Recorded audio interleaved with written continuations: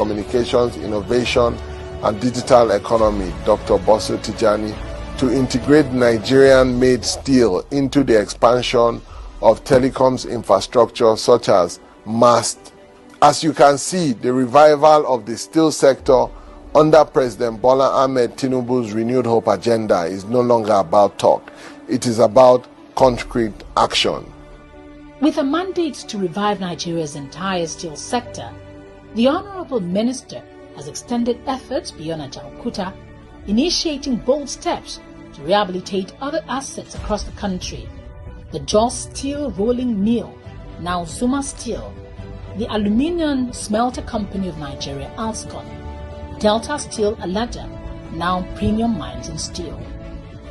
Mr. President in July 2024 issued a marching order for the resuscitation and full-scale operation of the Aluminium Smelter Company of Nigeria, Alscon, in Ikot-Abasi, Akwa Ibom State.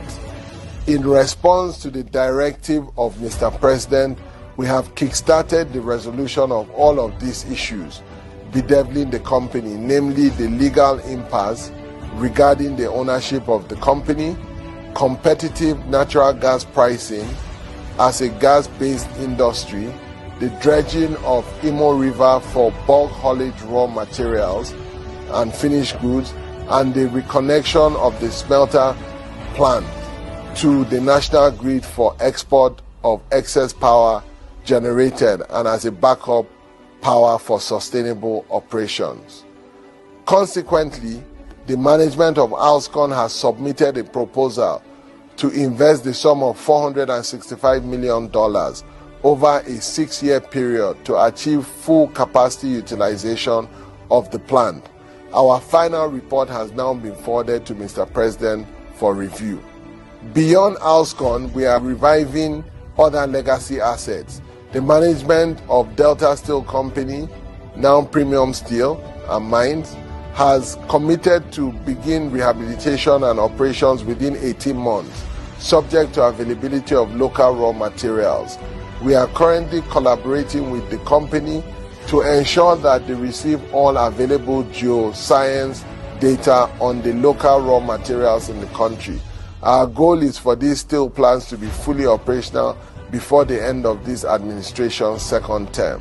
Strengthening Nigeria's steel industry goes beyond rhetoric, as it requires legal frameworks to drive the sector.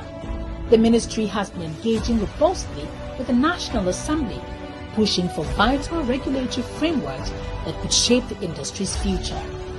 3 critical bills are now moving through the legislative process. Robust engagements and collaboration with the National Assembly committees on steel development for the passage of the necessary regulatory framework for the entire steel sector is yielding fruits, following a stakeholders meeting held on 25 February 2025. 3 of our bills are at different stages for passage at the National Assembly, namely Metallurgical Industry Bill, which has passed the second reading at the House of Representatives, the National Metallurgical Training Institute Onitsha Establishment Bill has passed the third reading at the House of Representatives, and the amendment of the National Steel Council Act. These legislative bills, when passed, will help to reinforce regulatory enforcement within the sector. At the heart of manpower development for the steel sector is the Metallurgical Training Institute in Onitsha, which produces skilled professionals in specialized fields such as welding and fabrication, foundry operations, mechanical maintenance engineering, and instrumentation and control. As Nigeria revives existing steel capacities and builds new plants, tackling the challenge of an aging workforce has become essential. To address this, President Bola Ahmed Tinubu approved the Skill Development Bootcamp Training Program, which trained 700 Nigerian youths in its inaugural edition, selected from over 225,000 applicants. This initiative will run annually, expanding in 2026 to accommodate more participants. The Honorable Minister has also prioritized job creation within the sector.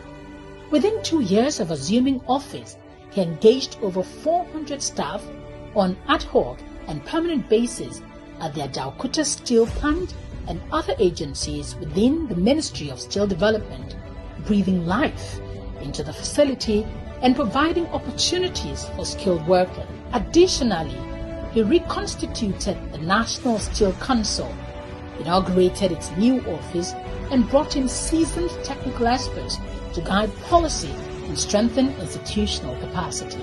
Also driving the sector forward, the ministry is engaging with some development partners like United Nations Development Programme UNDP, United Nations Industrial Development Organization UNIDO, Afreximbank, and the Australian High Commission in Nigeria for their technical expertise and financial investment towards the growth and sustainable development of the steel sector, as it cannot rely solely on budgetary funding window and has sought the intervention of the development partners for support in key areas. Prince Shuaibu Abubakar Audu's impact extends far beyond the steel sector.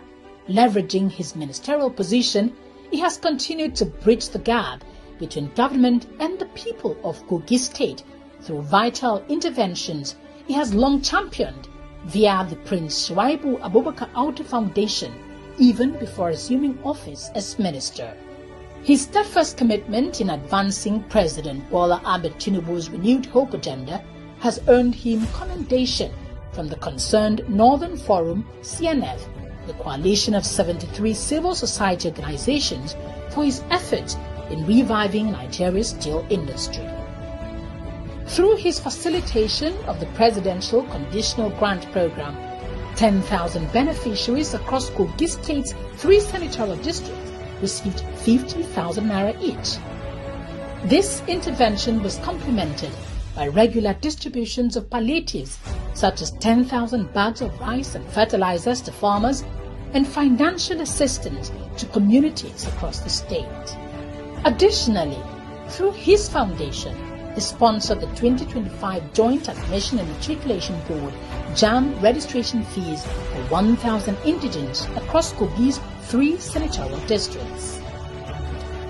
Demonstrating personal commitment, Prince Audu, alongside his wife, Hajia Sadiat Shuaibu Audu, visited Omala local government area in April 2024 following a violent attack on the community.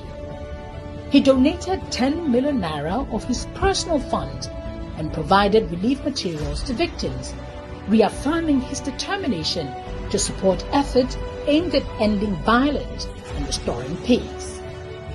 A strong advocate of President Tinubu's renewed hope vision and economic reforms, Prince Audu convened an interactive session with Kogi East All Progressives Congress APC stakeholders at his country home in Ogbonicha, Ofun local government area on June 7, 2025.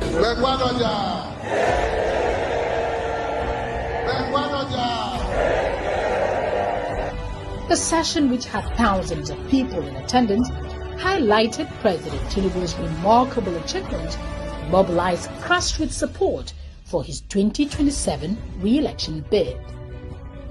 Despite the daunting financial challenges confronting the steel industry, Minister Audu remains resolute in his mission to rejuvenate Nigeria's broader steel sector, determined to leave a lasting legacy in the nation's industrial history. Call him the man who dared to do the unthinkable in reviving Nigerian steel sector.